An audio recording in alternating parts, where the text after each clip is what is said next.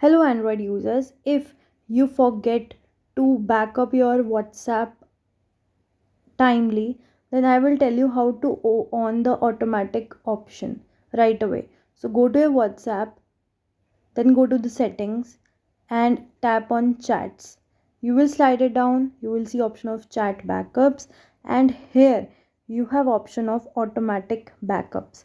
You tap on it and you will see some options that you want it to be daily, weekly or monthly, and there is option of only when you tap the backup will happen, or you can turn it off also, right? So these options are there for you.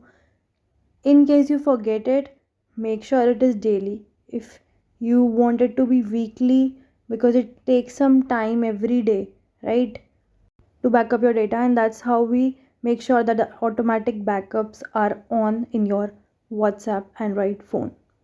See you in the next video. Tada!